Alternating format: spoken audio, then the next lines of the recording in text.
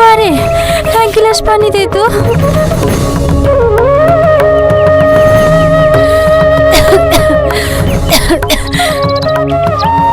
এলো মা।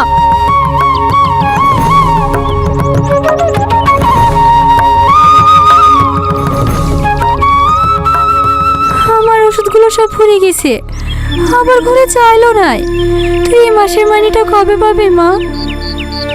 তুমি কোনো চিন্তা করো না মা, কয়েকদিনের মধ্যেই টাকা পেয়ে যাব। টাকা পেলে তোমার ওষুধের চাল কিনে নিয়ে আসবো। তুই এই সংসার লেগে একার কত করবি বল?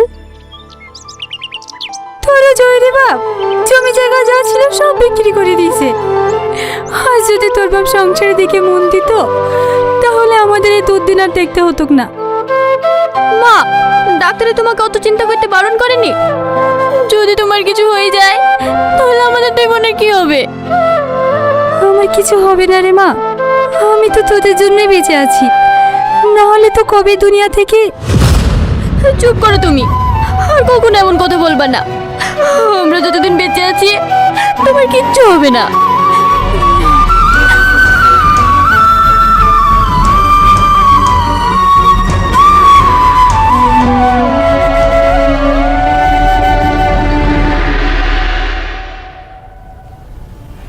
আসবো স্যার?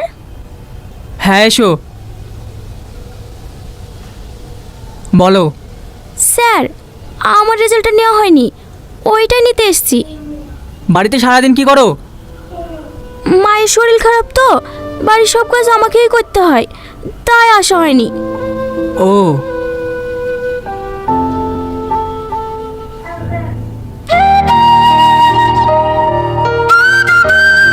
কি নাম বেশ?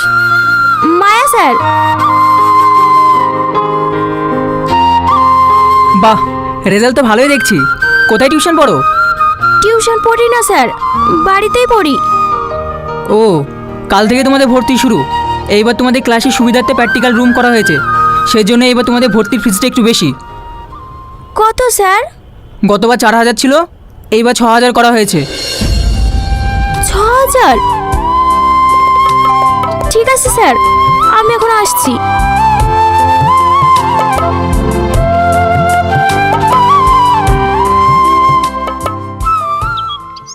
কি রে, মন খারাপ করে বসে কেন? কি হয়েছে? জানিস সাথী, সবাই কলেজে ভর্তি হয়েছে, আমি এখনো ভর্তি হতে পারলাম না। আব্বা যদি কাজকর্ম করতো তাহলে আমারও কলেজে ভর্তি হওয়া হতো, আর তোকে পরে পরে কাজও করতে হতো না। ভাবছি পড়াশোনা আর করবো না। ও, হে ব্যাপার, আমি থাকতে তুই অলি চিন্তা করিসনি। আমি নাই খালামার কাছ থেকে 2 মাসের বেতন অ্যাডভান্স নিয়ে নেবো, সেই টাকা দিয়ে তোকে কলেজে ভর্তি করে দেবো, আর মার জন্য ওষুধ নিয়ে আসবো। তুই আমার থেকে অনেক ছোট, কিন্তু তোর মনে আমার চেয়ে অনেক জোর, অনেক সাহস। আমি তোর বড় বোন হয়েও কিছু করতে পারলাম না।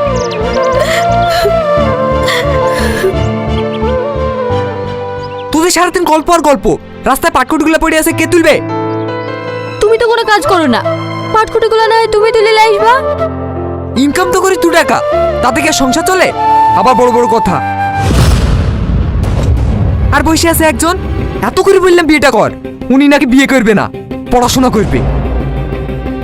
বিধি বিদায় করতে পারলে অন্তত তোর ভাগের খাবারটা তো বাঁচতো। তোমার লজ্জা লাগে না এসব কথা বলতে?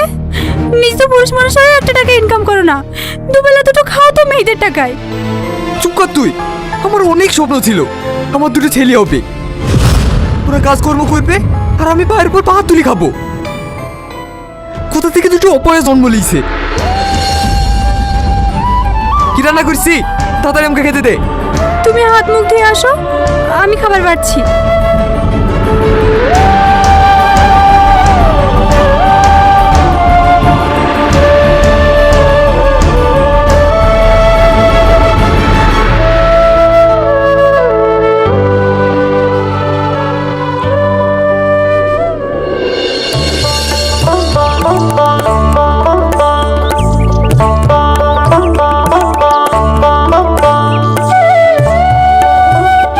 সে পটলের ঝোল, আর কোনো তরকারি রান্না করিসনি?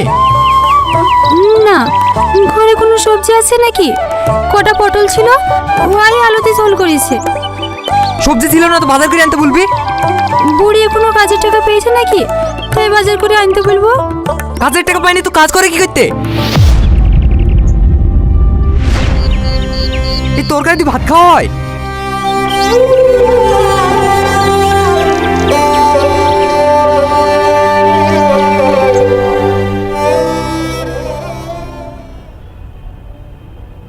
খালামা, খালামা। সব কাজ হয়ে গেছে? হ্যাঁ খালামা। ঠিক আছে, কালকে একটু সকাল সকাল চলে আসবি, আমরা বাড়িতে থাকবো না। খালামা, কিছু বলবি? হ্যাঁ বলছিলাম, আমাকে যদি 2 মাসের টাকা অ্যাডভান্স দিতেন তাহলে খুব ভালো হতো। টাকা কি করবি? আপনি তো জানেন আমার আব্বা কাজ কাম কিছুই করে না। কালকে আমার বোনের কলেজে ভর্তি, ওখানেই টাকা লাগবে। ঠিক আছে, তুই দাঁড়া, আমি আনছি।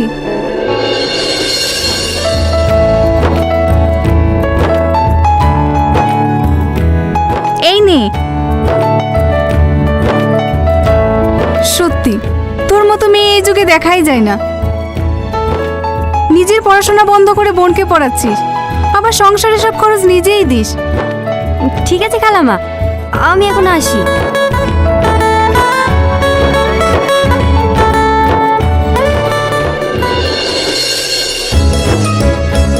মা মা, আমি তোমার জন্য ওষুধ নিয়ে এসেছি, এই লাও।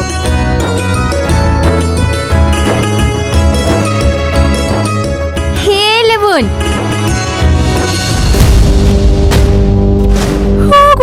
এই টাকাগুলো তুমি দিও না, এগুলো মায়ের কলেজের ভর্তি হওয়ার টাকা। বকিস নি তুই, ও আবার কলেজে ভর্তি কি করবে? আব্বা, এই টাকাগুলো তুমি নিয়ে যাও না, সামনে মাসে টাকা পেলে সব টাকা তোমাকে দিয়ে দেবো। সত্য?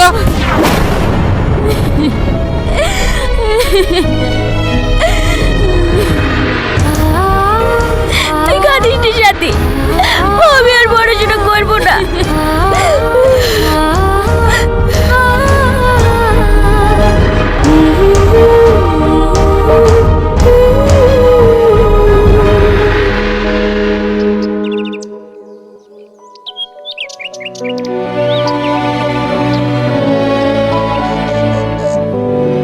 হাত দেখা, হাত দেখা।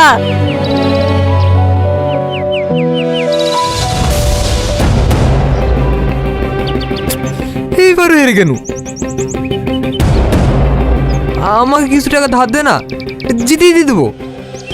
না না, আমি তোমার টাকা কথা দিতে পারবো না। টাকা না তো ওটা কেন দেখি। এই সূর্য, তুই খেলবি? হ্যাঁ হ্যাঁ, খেলার জন্যই তো এতক্ষণ বসে আছি। ঠিক আছে বস।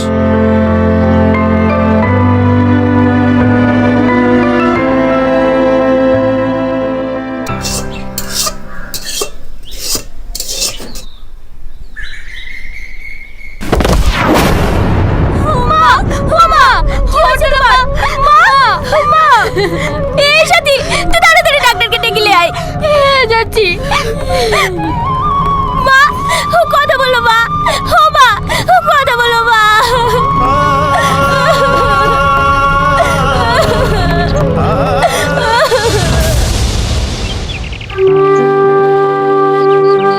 তেমন কিছু হয়নি, অতিরিক্ত টেনশন করার কারণে ওনার প্রেশার হাই হয়ে গেছিল, তাই উনি মাথা ঘুরে পড়ে গেছিল। ওষুধগুলো টাইম টাইম খাইয়ে দেবেন, তাহলেই উনি সুস্থ হয়ে যাবে। ডাক্তারবাবু, আপনার ফিজ? ফল লাগবে না, ওই টাকা দিয়ে কিছু ফল কিনে আপনার মাকে খাওয়ায়েন।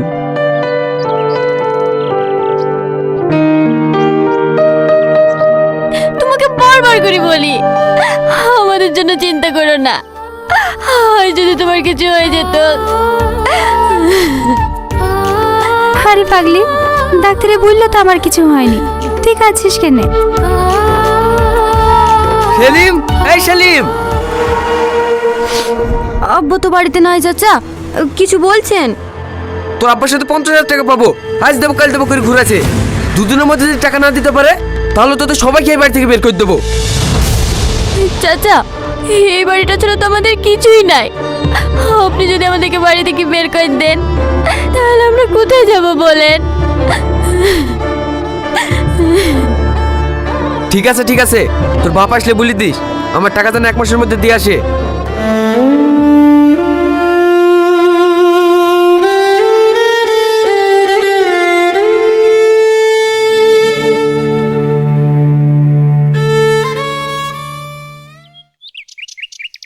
চাটলিছি তো না, যাওয়ার সময় ঝুন্টুর দোকান থেকে 2 প্লেট কষা মাংস নিয়ে নিবো, তাহলে জমে যাবে। একবারে। মদ খাবি না? এই চালু, এদের দুজনকে গাড়িতে তোলো, থানায় নিয়ে গিয়ে ওদের চামড়া বিনাবো।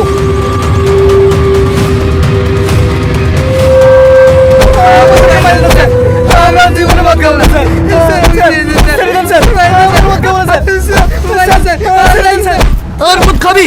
আজ তোদের মতন জানোয়ারদের জন্য অনেক পরিবার রাস্তায় নেমে পড়েছে।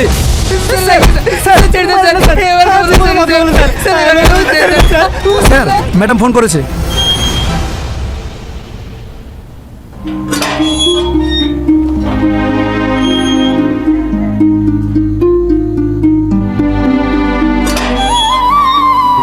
সূর্যকে? আমি স্যার। তোর জামিন হয়ে গেছে। জামিন হয়ে গেছে? হ্যাঁ, তোর বাড়ির লোক তোকে নিতে এসেছে। স্যার, আমার বাড়ির লোক আসেনি? না, আমি যদি আমার পরিবারের সাথে খারাপ ব্যবহার না করতাম, ওদের উপর অত্যাচার না করতাম, তাহলে হয়তো ওরাও আজকে আমাকে নিতে আসতো।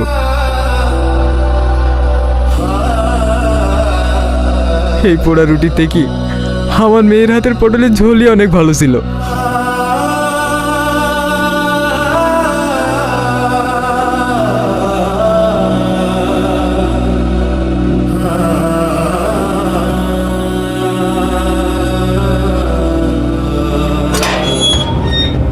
এই তোর জামিন হয়ে গেছে।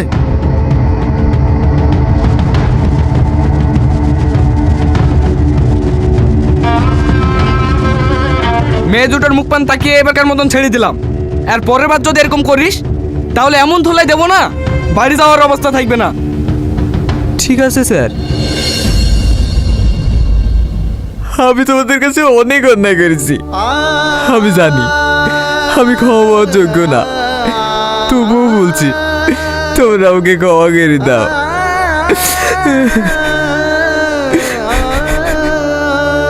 ক্ষমা আমার কাছে না, তোমার মেয়ে দুটোর কাছে যাও। আমাকে ক্ষমা করে দে রে মা। আম্মা,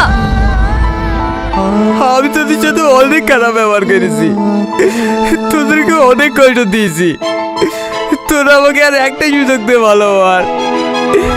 আমি তোদেরকে আর জীবনেও কষ্ট দেবো না।